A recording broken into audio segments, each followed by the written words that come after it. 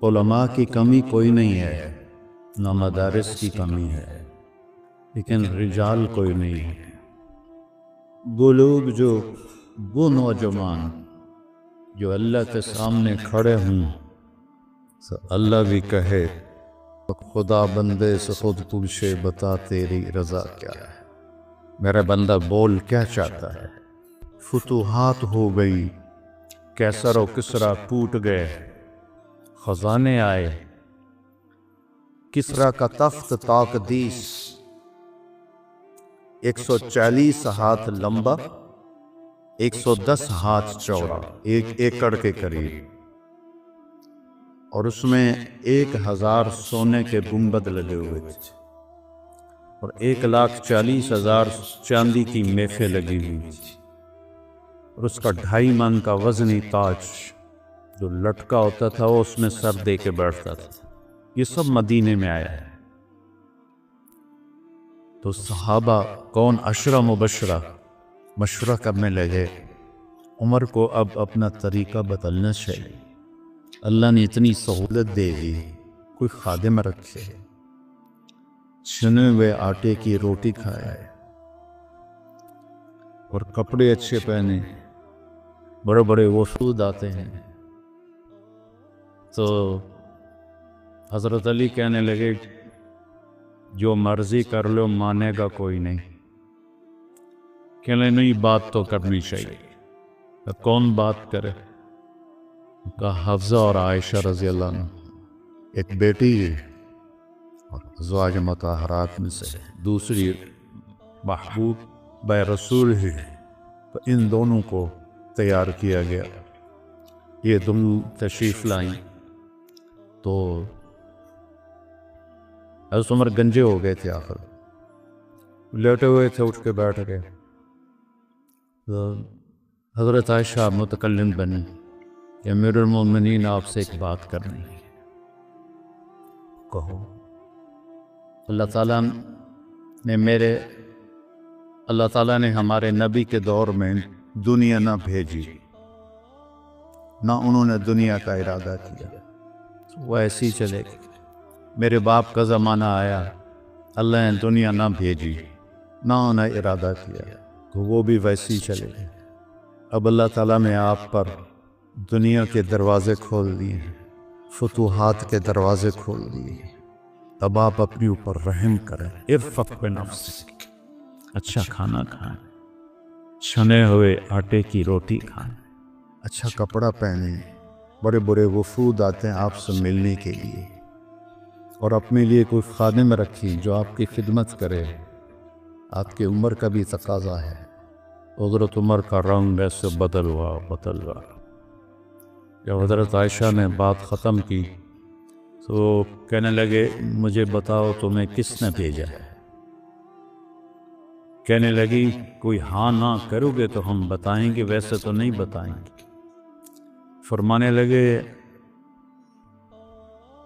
अगर मुझे बता दो ना तो मैं मार मार के उनके चेहरे दलवहान कर दूं। तो फिर वो रो पड़े। फिर कहने लगे, हफ्ज़ा तू घर वाली है ना? बता, अल्लाह के नबी ने दिन में कभी 2 दफ़ा खाना खाया? सुबह खाया तो शाम नहीं खाया, शाम खाया तो सुबह नहीं खाया। कहने लगे, अल्लाहुम्मा नाम। क्या तुझे याद है तेरे घर में नबी का बिस्तर क्या था? एक बोरिया था जिसको तू दोहरा करके बिछाती थी। एक आज़ाद तूने उसकी एक तय और लगा दी। तो आपने पूछा, हफ्ज़ा मेरा बिस्तर बदल दिया है? कि नहीं या रसूल, वही है, एक तय और लगा दी ताकि आपके लिए नरम हो जाए। का इससे वापस उसी तरह कर दे, मुझे रात को उठने में मुश्किल पेश आई। हफ्ज़ा तुझे याद है एक दफ़ा तूने खाना एक तपाई पे रख के दिया था, अल्लाह के नबी ने उठा के ज़मीन पे रखा था और फरमाया था, मैं जैसे गुलाम खाते हैं मैं ऐसे खाऊंगा।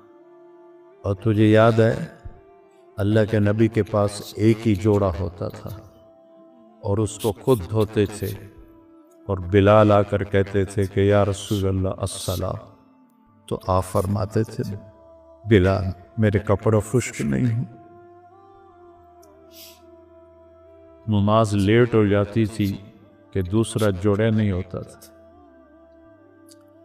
कहने लगी जी क्या तुझे याद है कि एक दफ़ा जोड़ा भी नहीं था, रात में एक अंसारी औरत से चादर मंगवाई थी और वो लपेट कर जाके नमाज पढ़ाई थी, वो तुम्हें याद है? सारों कतार रोने लगे। फरमाया आयशा हफ्जा जिन्होंने तुम्हें भेजा है उन्हें जाते कहो कि 3 दोस्त हैं जो एक मंजिल की तरफ चले। पहला चला वो पहुंच गया, दूसरा चला वो भी पहुंच गया, अब तीसरा रास्ते में है। उनकी राह पर चलेगा तो उन तक पहुंचेगा, अगर उससे इधर उधर हुआ तो भटक जाएगा। वल्लज़ी नफ्सी बियदी लउकरिहन्ना नफ्सी अला मा अना अलैहि।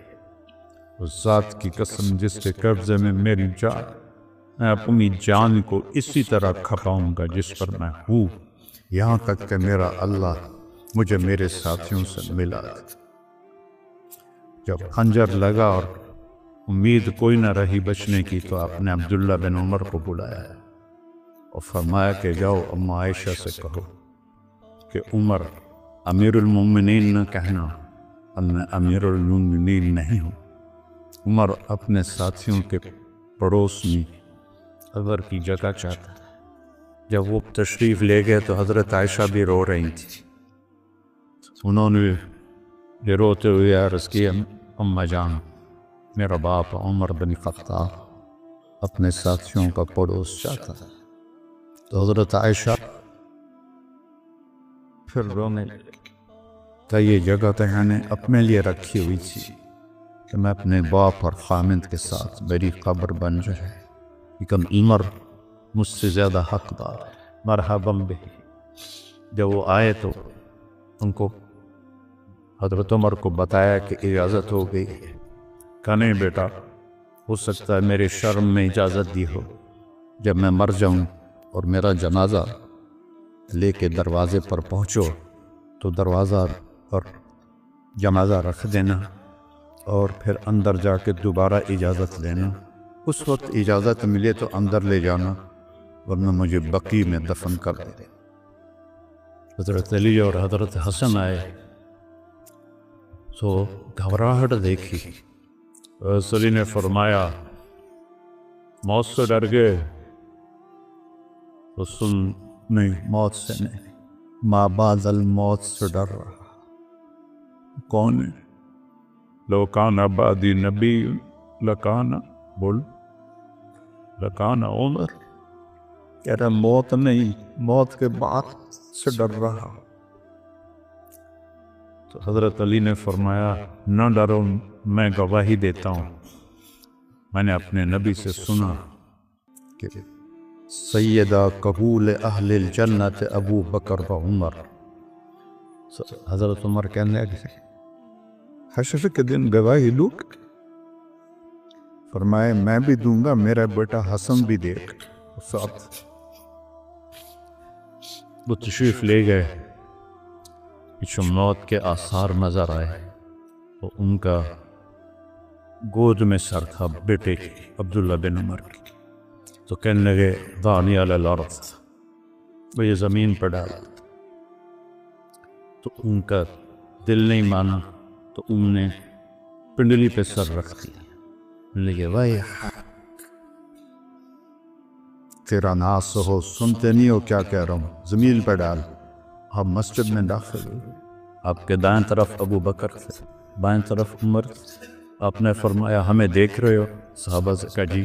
कहा कला अनुशरयो वाला, इस तरह हम माशर में उठेंगे कि मेरे दाएं अबू बकर होगा और बाएं मेरे उमर होगा।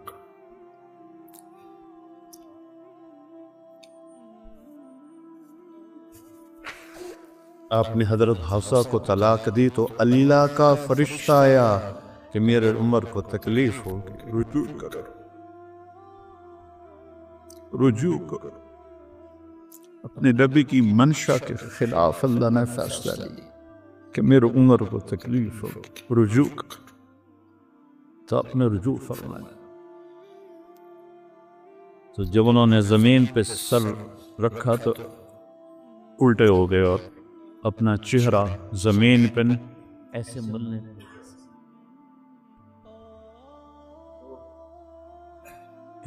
वैलुल लक वल उम्मक या उमर इल्लम यगफिर लक रब, वैलुल लक वल उम्मक या उमर इल्लम यगफिर लक रब, वैलुल लक वल उम्मक या उमर इल्लम यगफिर लक रब्बुक। यही कहते कहते जान निकल गई। तो बर्टन रसल ने कहा, जो एक दहरिया था, अंग्रेज मुफक्कर, अगर एक उमर और होता तो पूरी दुनिया में इस्लाम